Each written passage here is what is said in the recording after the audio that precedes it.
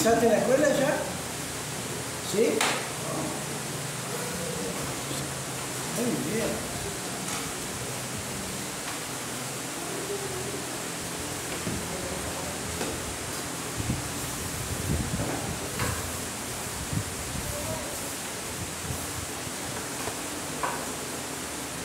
Bueno, hermano, hay un tema que, aparte de decirles que me alegro mucho de verlos, es una alegría estar para compartir la palabra. Hay un tema que está dando vuelta hace mucho tiempo por mi mente y quería compartírselos. Me gustaría esta noche poder hablar de la familia. Esta noche hay varias familias representadas, o hay varias familias aquí, ¿verdad? Así que es un momento propicio para pedirle al Señor que nos hable, y que nos hable a los esposos, que nos hable a las esposas. Gracias.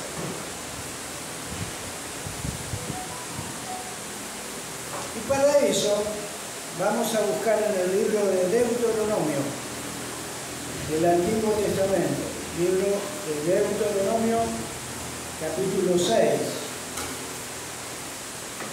Y vamos a leer desde el verso 4 en adelante.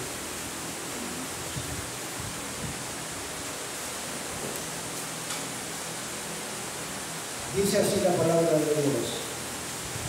Oye Israel, Jehová, nuestro Dios, Jehová uno es, y amarás a Jehová tu Dios con todo tu corazón y de toda tu alma, con todas tus fuerzas. Estas palabras que yo te mando hoy estarás sobre tu corazón, y las repetirás a tus hijos, y hablarás de ellas estando en tu casa, y andando por el camino, y al acostarte, y cuando te levantes, y las atarás como una señal en tu mano, y estarán como frontales entre tus ojos, y las escribirás en los postes de tu casa y en tus puertas. Aquí nomás la palabra de Dios. Familia, tan fácil como decir, deber del marido, amad a vuestras mujeres. ¿Y qué más? ¿Cómo Cristo amó a la iglesia? ¿Y qué más? Y se entregó a sí mismo por ella. Vaya tarea y vaya problema. Deber los padres, deber del marido, deber de la mujer, y la mujer respete a su marido. Vaya tarea. Y después viene algo que lo conocemos muy bien. Hijos, obedezcan en el Señor a vuestros padres. Y padres, no exasperéis a vuestros hijos. O sea, no los hagan enojar con cargadas que podemos hacerle, con mensajes despectivos. Podemos hacer enojar a nuestros hijos.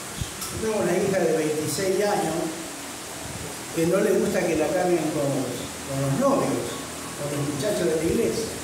Se enoja, se arma en cada lío porque yo por ahí la cargo. Y mi señora se enoja conmigo. Padres, no hagan enojar a vuestros hijos en nada.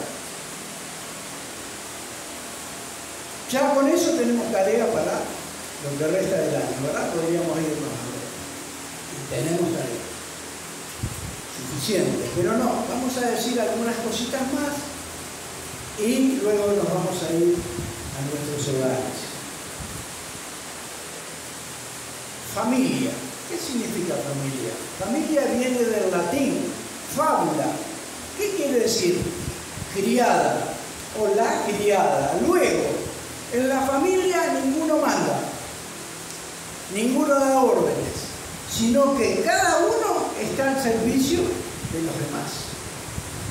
Eso es familia.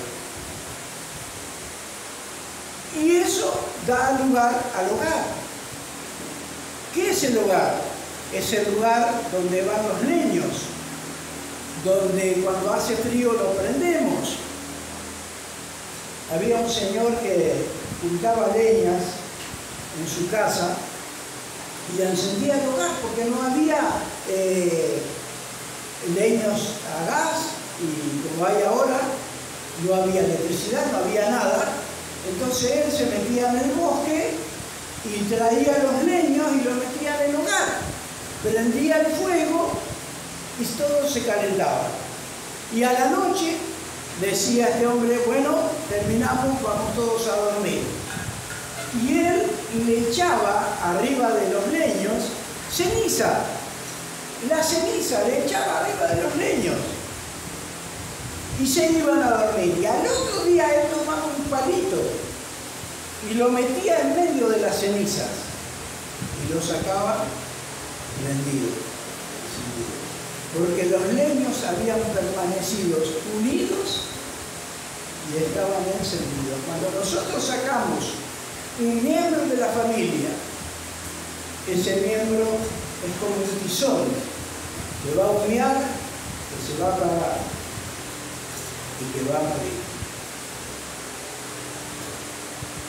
Para entender la teología de la familia, deberíamos ir a Génesis. Ahí está en el capítulo 1 Dios creando todas las cosas. Él creó todas las cosas y creó al hombre, Adán. Y ahí estaban poniéndole nombre a todas las bestias, poniéndole nombre a todos los animalitos. Está caminando entre las montañas y mirando aquello tan lindo. Y en el capítulo 2 de Génesis, Dios va a ver al hombre y va a decir, no es bueno que el hombre esté solo. En el capítulo 1, Él mira la creación y dice, es buena, de gran manera. Pero en el capítulo 2 va a ver al hombre y va a decir, no es bueno. No es bueno que el hombre esté solo. Así que le voy a construir en el hebreo, el Antiguo Testamento fue escrito en hebreo. En hebreo es construiré una ayuda idónea. Entonces Dios hace dormir a Adán, le entra sueño, se le empiezan a pegar los ojos y se duerme. Entonces Dios toma del hombre un pedazo de carne, dice la Escritura, una costilla, y le construye una, ¿qué cosa? Una mujer, muy bien. Y se la presenta a Adán. Y Adán la ve y le dice, esta mujer será llamada varona, porque fue tomada del varón. Ahora, no se la presenta para que ella sea una esclava, una sierva. No se la presenta para que ella sea la secretaria. No. Esencialmente se la presenta, Dios crea a la mujer para que el hombre pueda dialogar con ella. Porque Él, Dios, vive en un continuo y eterno diálogo con su Hijo Jesucristo. Y envueltos en el Espíritu Santo, ellos están frente a frente, siempre han estado, siempre ha sido así, dialogando y envueltos en esa atmósfera que es el Espíritu Santo, en una atmósfera de amor. ¿Y qué dice Dios? Hagamos al hombre a nuestra imagen y a nuestra semejanza. Le haré una mujer con la cual él pueda dialogar. Ahora lo llama y les da muchos consejos. Dios le habla a la mujer y al hombre y le da muchos consejos. Y un solo mandamiento. ¿Qué hace el hombre? Desobedece el único mandamiento que Dios le había dado. Y ese diálogo, porque dice que Dios a la caída de la tarde lo busca a Adán, le pregunta dónde está, pero eso nos deja entrever que Dios siempre hablaba con el hombre. Dios siempre dialogaba con el hombre y la mujer. Y la Biblia dice que cuando él peca se interrumpe, se rompe el diálogo entre el hombre y Dios. Y siempre que leas la Biblia te vas a dar cuenta que es Dios siempre el que está volviendo a restaurar el diálogo hasta que dice un día basta, no quiero hablar más así, quiero hablar de tez a tez, quiero hablar de persona a persona. ¿Qué hace? Manda a su Hijo Jesucristo, manda al Verbo encarnado, manda la palabra viviente, la palabra encarnada, para dialogar por siempre con el hombre, porque Él ama, porque Él nos creó a su imagen y semejanza, quiere dialogar con nosotros. Pero hoy, y aún así que Cristo vino, muchos hombres siguen guardando silencio y no quieren saber nada con hablar de Dios y con Dios, no quieren saber nada. Ahora los llama,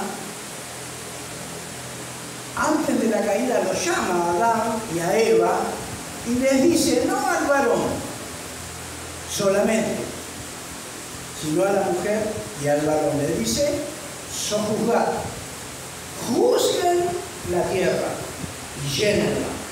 Sojuzgad y llenad la tierra. A los dos. Digo esto porque nosotros hemos creado en nuestra mente muchas veces los varones escalas. Primero Dios, decimos, después Jesucristo, después el hombre, después la mujer. Bueno, hay una cita bíblica que así lo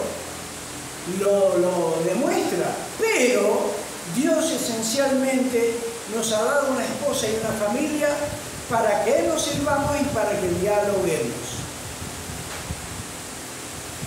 Dios dialoga con el hombre. Y quisiera sacar algunas enseñanzas en este tiempo que me queda, prácticas. Vamos a leer Génesis para basarnos en todo esto que vengo diciendo. Génesis capítulo 2. Ahí vamos a sacar algunas enseñanzas prácticas.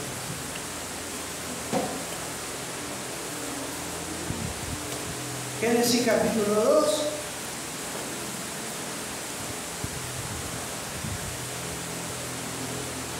Versículos 23 y 25. Voy a pedir a un hermano que lo lea con voz bien fuerte.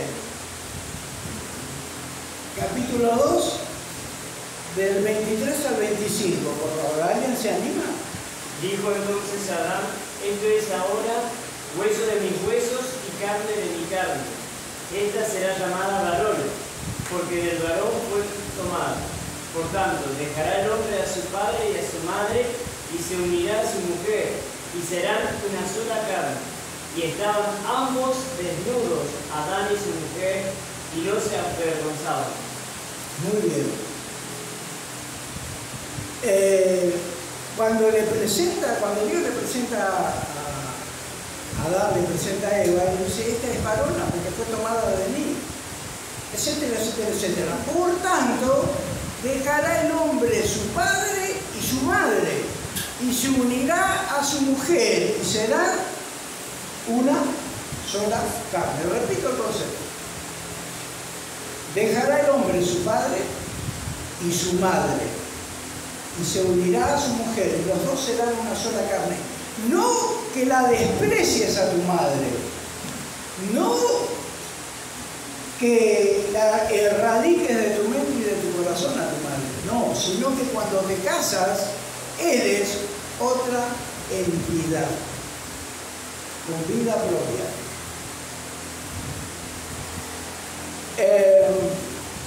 Yo encuentro, porque dice, dejará por tanto el hombre su padre y su madre y se unirá a su mujer y los dos serán una sola carne. Encuentro aquí uno de los problemas subyacentes en el matrimonio. No, muchas veces Alejandro bromea y yo lo escucho y me río, porque muchos de los problemas que hay en los matrimonios es por culpa de quién? De la suegra. De la suegra. ¿No es cierto, Alejandro? No. Vos siempre le apuntás con toda tu artillería a tu pobre suegra que está ahí, que es un amor. Después me da lo que me prometió que me iba a dar. Un budín. ¿Qué me iba a dar, Susana? ¿Un budín? No. Bueno, el problema muchas veces está en la suegra, no de él, en la suegra de ella. Es decir, no en la mamá de ella, sino en la mamá de él. Voy a dar un ejemplo. Ahí está ella, la esposa, le ha preparado a su esposo un estofado de papas con carne, ¿no es cierto? Y ahí se lo preparó y él se sienta y está comiendo y le dice, ¿y, cariño, te gusta? Y él le dice, sí, pero tú no sabes cómo lo hace mi mamá. Ya la regaste, como dice la Biblia. No me cocina más ni se digo a mí. Me quedo sin comer. O si no, la otra, la esposa le compra una corbata, hermosa corbata, se la regala a él y él le dice, y ella le dice, mi amor, ¿te gusta la corbata? Sí, pero mamá nunca me hubiese elegido ese color. Miren, no hay peor cosa para una mujer que estar casada con un nene de mamá. No hay peor cosa. Y nosotros nos reímos. Pero a veces también no es él. Vamos a repartir un poco los palos. No quería decir los palos. Muchas veces el problema es él, pero muchas veces el problema también es ella. El problema en algunos matrimonios es que tenemos por esposa a una gotera continua. Dice la Biblia que gotera continua y mujer rencillosa son una misma cosa, es lo mismo. Y voy a dar un ejemplo. Bueno, acá llueve, hoy ha llovido, ¿verdad? Y en este tiempo de que llueve tanto, ¿qué aparecen en la casa? ¿Qué? Las goteras. Las goteras. ¿Y la gotera qué hace? Tac, tac, tac, y te perfora el cielo raso. Y después tenés no solo que arreglar la gotera al techo, sino también que tenés que arreglar el cielo raso. Y don Samuel tenía un abuelo. Don Samuel tenía un abuelo que lo quería mucho. ¿Por qué?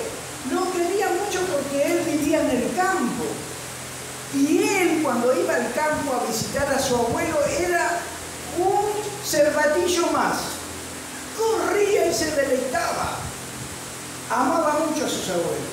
¿Vos amás mucho a tus abuelos, Nacho? ¿Te gusta tanto a tus abuelos? Más o menos. A Samuel le gustaba mucho estar con su abuelo, pero a la noche, allá en España, llueve desde noviembre hasta mayo. Lluvia, todo lo que vos quieras. Y una de esas noches lluviosas, la abuela dice, silencio, silencio. Y cuando todos hacen silencio se escuchaba tac, tac. Y lo mira el abuelo que estaba cenando y le dice, soluciona. Claro, porque la teja estaba rota, caía al entrepiso y luego iba a hacer eso un charco. Y el abuelo se levantaba, el abuelo de don Samuel se levantaba enojadísimo de la cena. ¿Y qué hacía? Buscaba un fuentón de chapa y subía al entrepiso y buscaba la gotera hasta que la encontraba. Y ahí ponía el fuentón de chapa y ya no se sentía tac, tac, se sentía toc, toc, toc, toc, toc. Y bueno, la abuela que mandaba le decía: mañana, como no me arregles la teja, no comes. Y el abuelo tenía que arreglar la teja. Y muchas veces es así. Muchas veces tenemos por esposa una gotera continua. Empiezan a ponerse históricas, porque se acuerdan de lo que hicimos en el 2023, en el 2019, y se ponen históricas.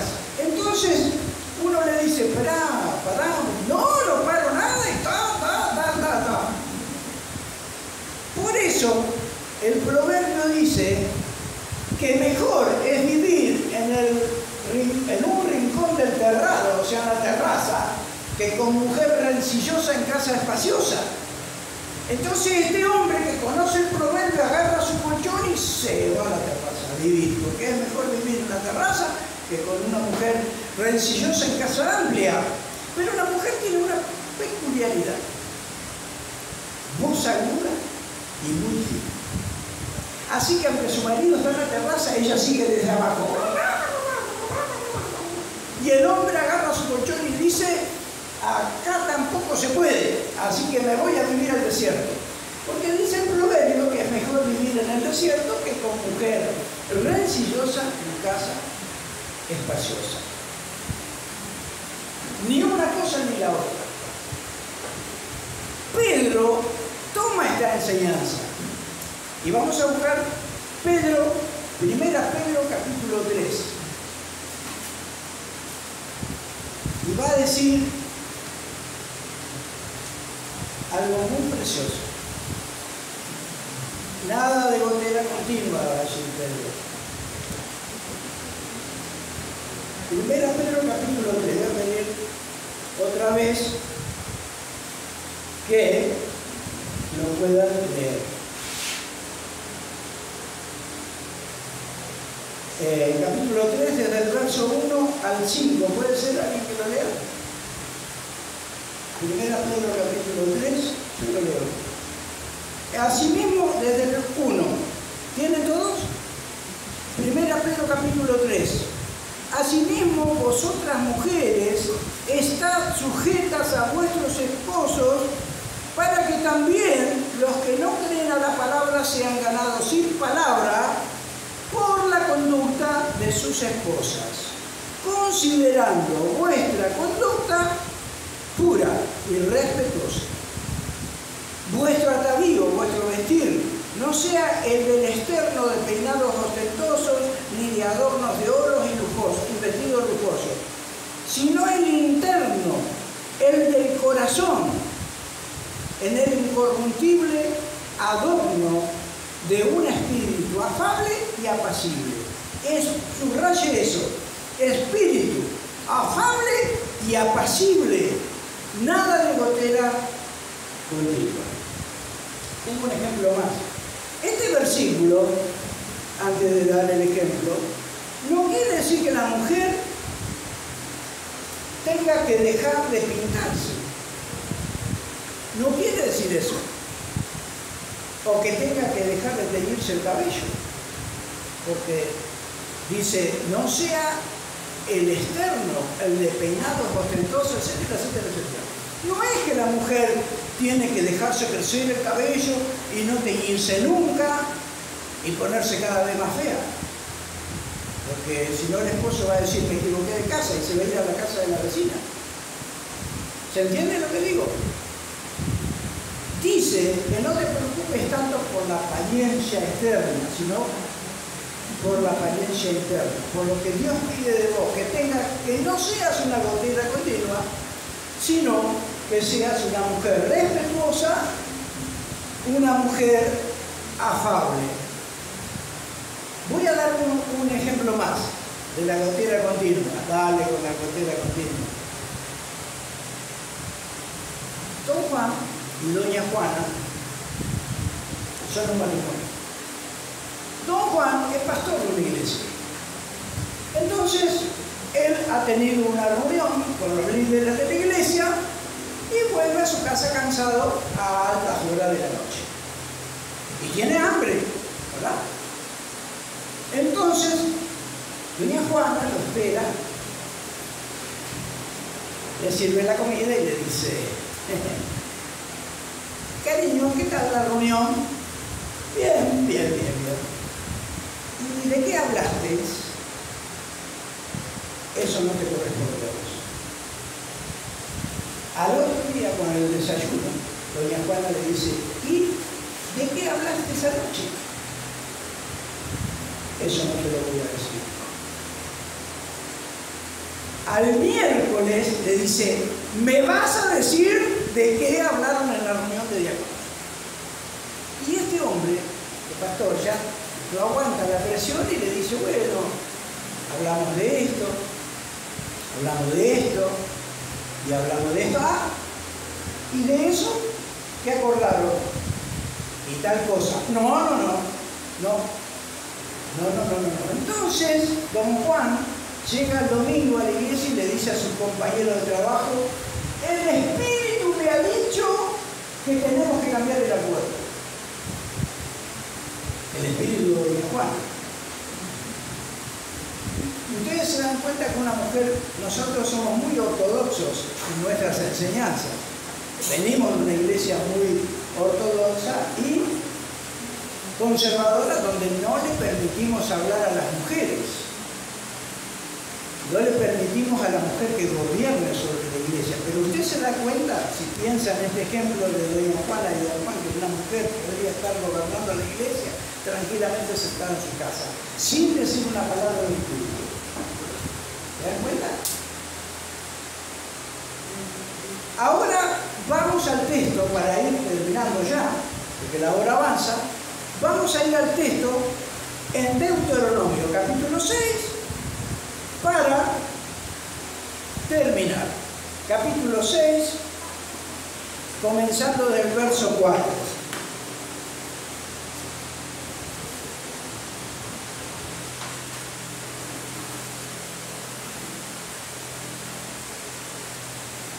Hay una cosa que me quedó en el tintero y es una enseñanza muy importante. Dice que Dios le presenta a Adán a Eva. Adán dice: esta se llamaba Adama varona, porque del varón ha sido tomada.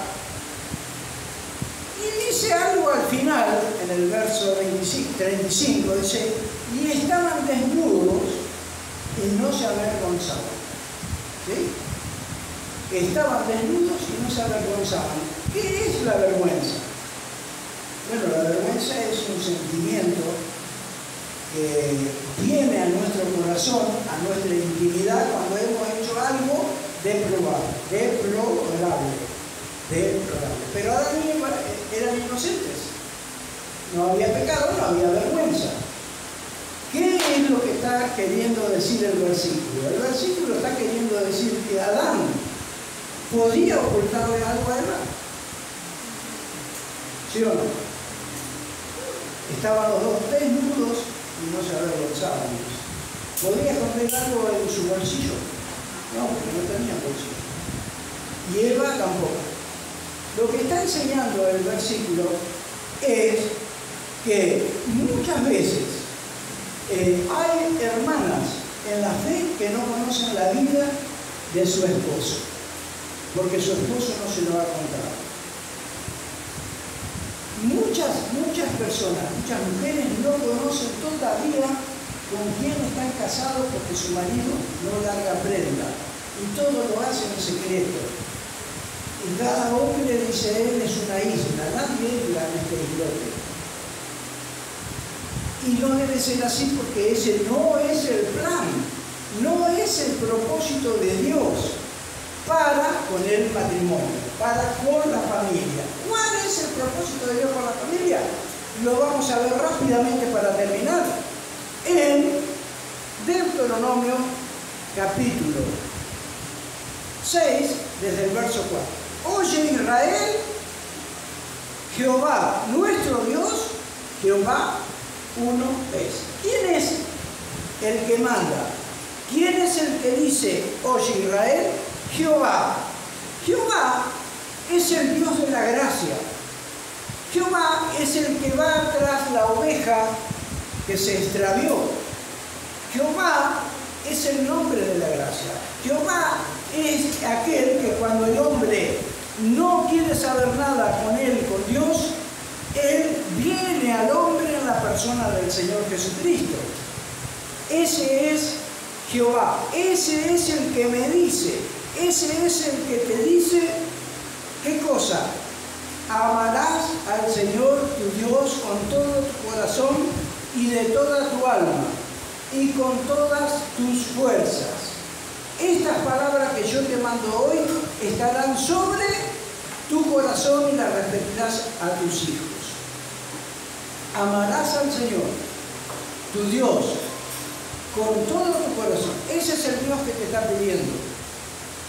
Que colabores con los planes que Él tiene para tu vida como esposo, como esposa.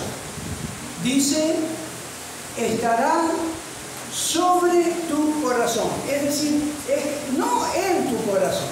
No dice en tu corazón. Dice sobre tu corazón. Quiere decir ejerciendo mi palabra, ejerciendo autoridad sobre tu vida.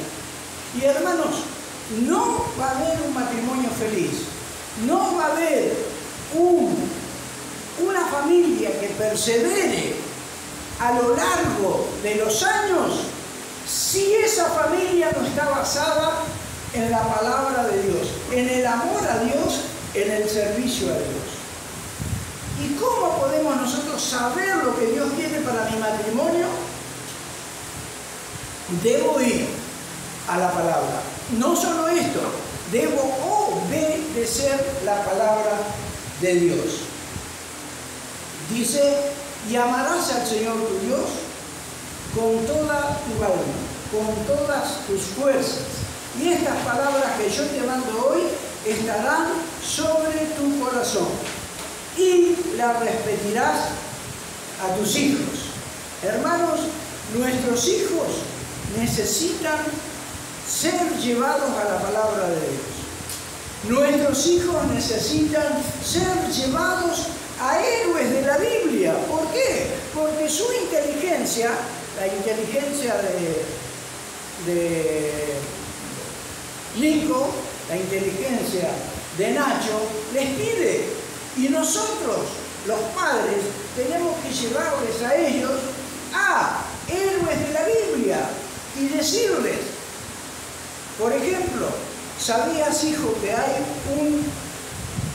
hay la historia de un joven de pelo largo que una vez lo encerraron en una ciudad para matarlo y él se dirigió a las puertas de la ciudad y agarró los portones y los arrancó, se los cortó al hombro y subió a una montaña con esos portones y los tiró allá arriba?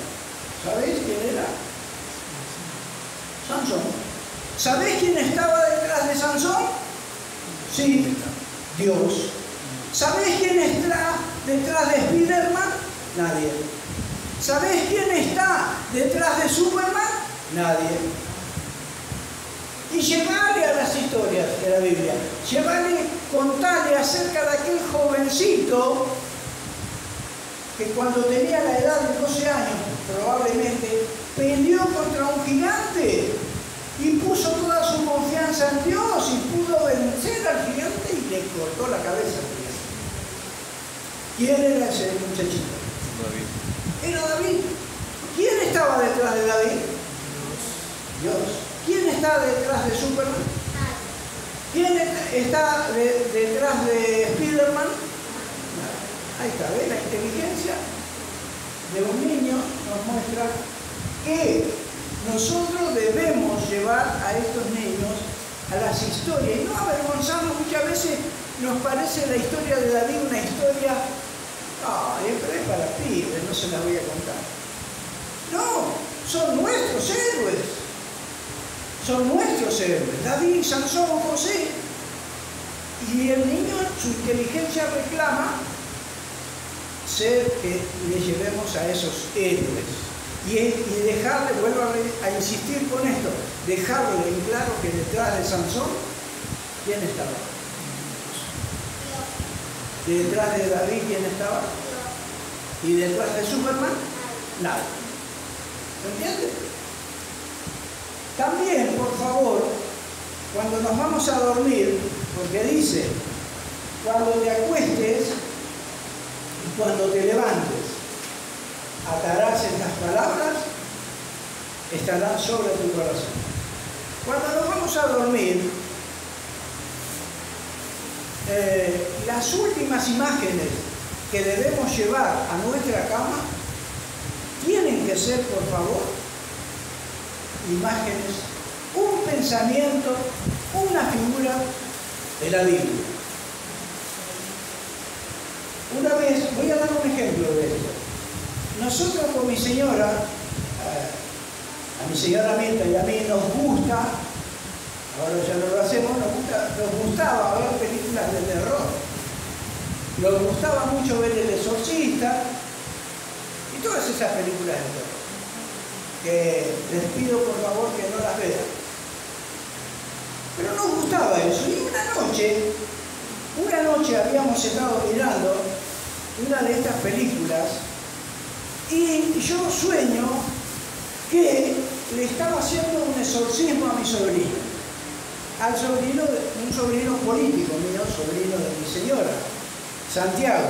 Y yo le estaba haciendo un exorcismo a él en el sueño y como no tenía experiencia en exorcismo me tiraba arriba de él y le decía, mirá el Espíritu Santo, le decía al Espíritu, mirá el Espíritu Santo. Pero yo en el sueño estaba temblando. ¿Cómo termina eso? Que me despierto todo sudado, todo transpirado y con un terror en el alma que lo único que tenía que hacer era tocarle a mi señora para pedirle que ore por mí. Y cuando yo la toco, ella se da vuelta y me hace shhh. Y yo dije, acá están todos los demonios. Claro, está poseída, dije yo. Yo me tiré para atrás y ya no podía dormir. Al otro día, estábamos desayunando y me dice mi señora, ¿vos me hablaste anoche? ¿Me tocaste? Sí, casi me muero. Me pasó así. No, y yo estaba soñando, dice que me perseguía un violador. Y dice, él me venía persiguiendo y ya me tenía sed y yo me metí detrás de unos arbustos, dice. Y dice, yo alcanzaba a verle entre los arbustos los zapatos del violador que estaban ahí, yo no quería ni respirar en el sueño, y vos me tocaste, entonces yo te dije, shh. ¿Por qué? Porque ya nuestra mente, nuestra cabeza, habían quedado comprometidos con las películas que estábamos viendo. ¿Se entiende? Cuando nos vamos a dormir, utilicemos un poco de tiempo para hablar con nuestros hijos y contar una historia. Pero también nosotros, esposa y esposo, tener un momento y buscar un salmo, de manera que nos vayamos a dormir con la palabra de Dios. Y yo tengo que ir terminando. Dice, oye Israel, Jehová nuestro Dios. Ahí podés poner tu nombre, ¿ves? Cuando dice oye Israel, poné tu nombre. Jehová nuestro Dios, Jehová uno es, y amarás a tu Dios con todo tu corazón y con toda tu alma y con todas tus fuerzas. Y estas palabras que yo te mando hoy, es Dios el que manda, es el Dios de la gracia, es Jehová, el que me buscó y me encontró y me salvó. Estarán sobre tu corazón, ejerciendo autoridad sobre tu vida, sobre tu corazón, y la repetirás a tus hijos. Y hablarás de ellas estando en tu casa. Muchas veces nuestros hijos no quieren ir a la iglesia. Tengo una hija de 26 años. ¿Por qué nuestros hijos no vienen ni a la iglesia? Bueno, porque cuando estamos en nuestra casa, somos otra cosa, muy diferente a cuando estamos en la iglesia, cuando estamos en nuestro hogar. Yo me acuerdo que en una iglesia había muchas normas de santidad, y una de esas normas de santidad era que llegaba el domingo y el niño tenía que ponerse camisa, corbata y saco. Y así iban a la iglesia, ¿bien? De manera que cuando los otros compañeritos de grado o del barrio estaban jugando a la pelota en chomba, ellos se iban a la iglesia como que si hubiera a venir el ministro de Asuntos Exteriores. Y podríamos irnos detrás, hay muchos ejemplos de esto. Había una norma de santidad en una iglesia que era la camisa del cuello duro. ¿En qué consistía esta norma de santidad? Consistía en que el sábado venía la tía y agarraba la camisa del niño y la metía en una palangana con agua con almidón, y ahí la metía en el cuello y luego agarraban la plancha y para allá, para allá, y el cuello quedaba duro como este púlpito. Entonces la madre agarraba a ese niño y comenzaba a ponerle esa camisa, y ese niño estaba ahí duro, y ella iba poniéndole los botones, y cuando llegaba al último no prendía, porque el niño crecía, pero la camisa no. Entonces lo agarraba de la y le decía, estira el cuello. Y cuando él estiraba el cuello, ahí le prendía el botón. Pero este chico iba a la iglesia y aprovechaba una de esas oraciones largas, bien largas que hacían los hermanos, y se metía la manito acá en el cuello y hacía ¡trac! Y el botón hacía y volaba. Después cobraba, pero ya había disfrutado. Él decía, me he sacado, me he hecho libre del yugo de la opresión. Son reglas de santidad que pudieron funcionar para alguna familia que anda por ahí, pero no las impone el Señor. El Señor pide que lo amemos y que amemos hablar con Él, que amemos hablar, dialogar con Él. ¿Y por qué? Y el niño muchas veces pregunta, ¿y por qué papá tengo que ir así de traje y corbata? Y porque ahí en la iglesia está el Señor. Ah, y en casa no. Ese es el problema que tienen muchas familias. En la iglesia, muy santos, pero en la casa dejan mucho que desear. Entonces nuestros hijos, lo digo bien en serio esto, nuestros hijos, la vez que pueden, se van de la iglesia. Ahora, estando en tu casa, andando por el camino, esto es testimonio. Cuando uno va por un camino no puede esconder lo que va haciendo. Yo tengo un cuñado que se llama Antonio, y él cuando tenía 15 años fumaba, y a escondida de mi suegro. Hasta que mi suegro se escondió en el camino, y mi suegro me contaba que veía venir el carro, y el carro parecía una locomotora, porque venían los dos hijos de él, meta a fumar, y se veía la madera. Y los esperó en un recodo del camino, se les apareció con un cinto y desaparecieron mis cuñados. Porque cuando vos vas por el camino, se ve todo lo que estás haciendo. El camino nos habla de testimonio. ¿Cómo está nuestro testimonio?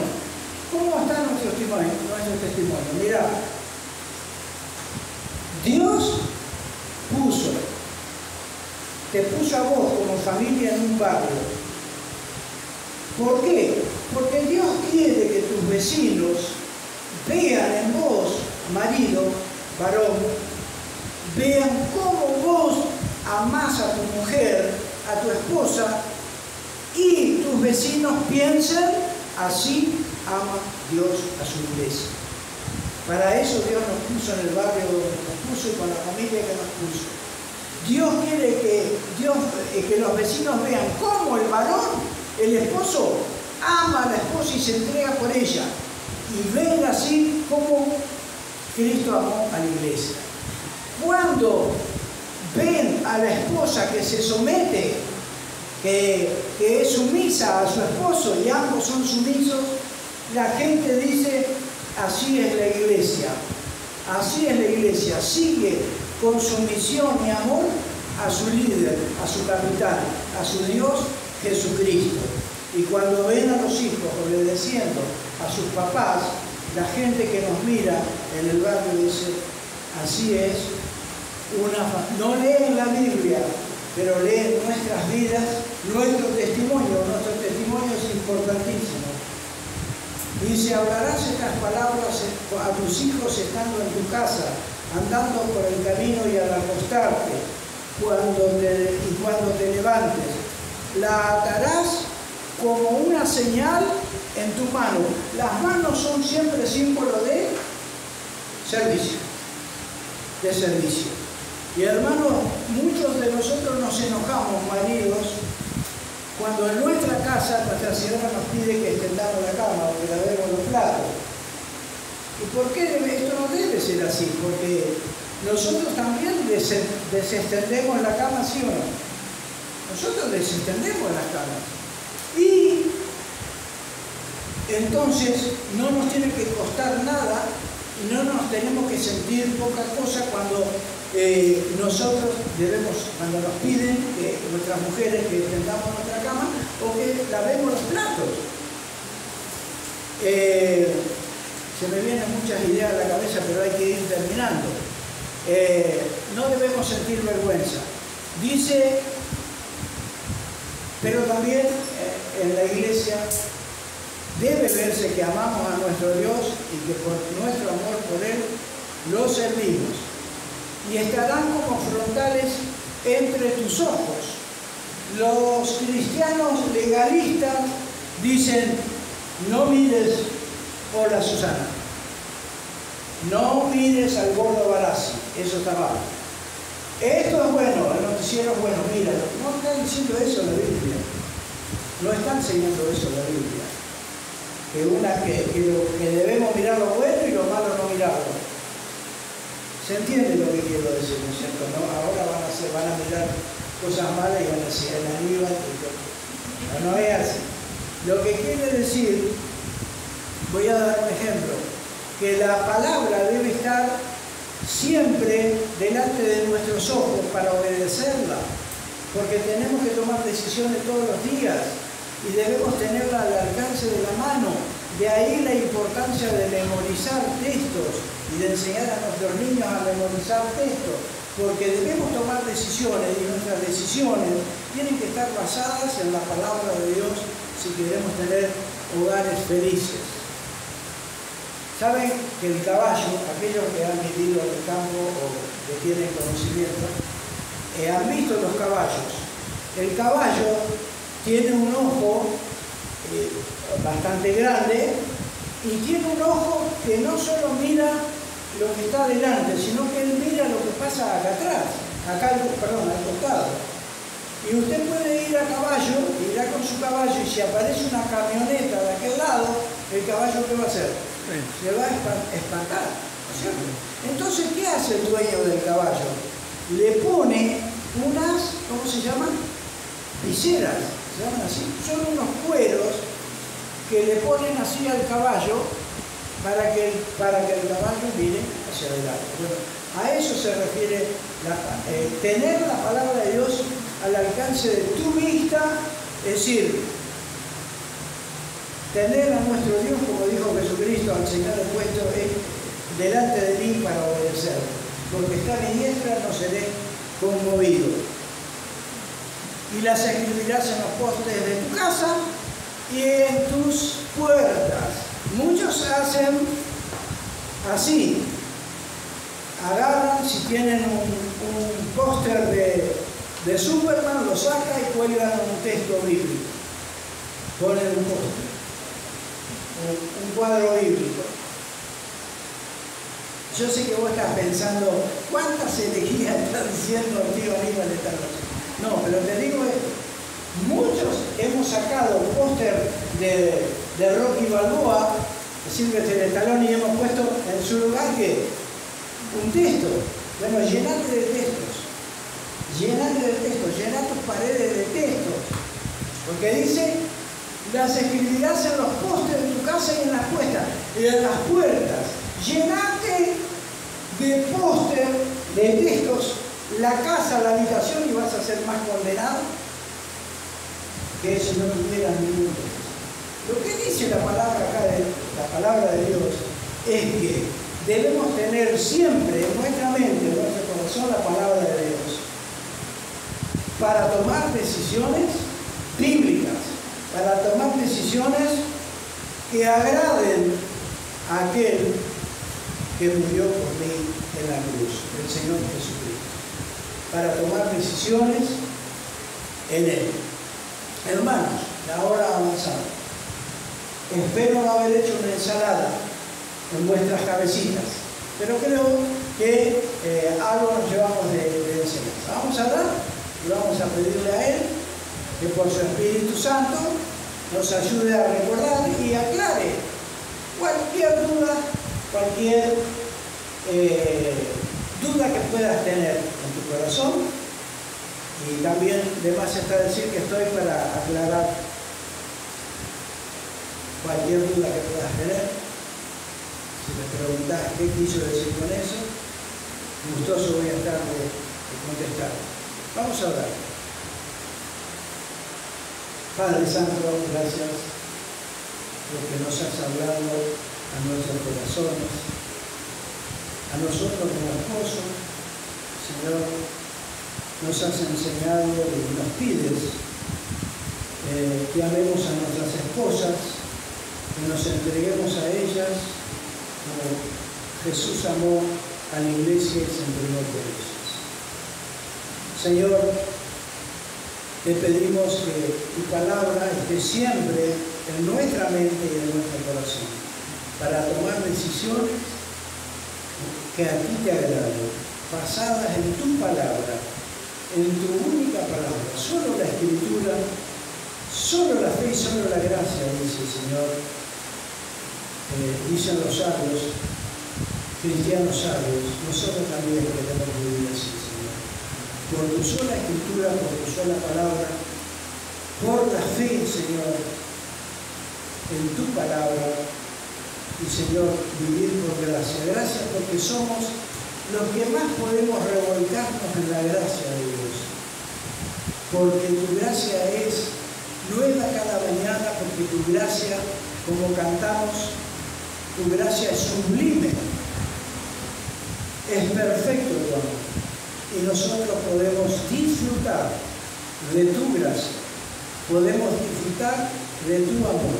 Gracias porque tú eres Jehová, aquel que vino a buscarnos en la persona de Jesucristo, aquel que se entregó, aquel que cuando no queríamos saber nada contigo, Señor, tú supiste esperarnos, tú supiste amarnos y darnos tiempo, porque nos amas. Padre, ayuda a nuestras hermanas a ser fieles reflejos en sus hogares, en sus barrios, de lo que es la obediencia a tu palabra, a tu Hijo. Y a nosotros, Señor, amar a nuestras esposas, nuestros hijos sean obedientes, Señor, a tu palabra, podamos llevarle tu palabra a sus camas cuando se van a dormir, tomar esa costumbre tan hermosa y ya perdida de contarles una historia de la Biblia, una historia de nuestros héroes de la Biblia.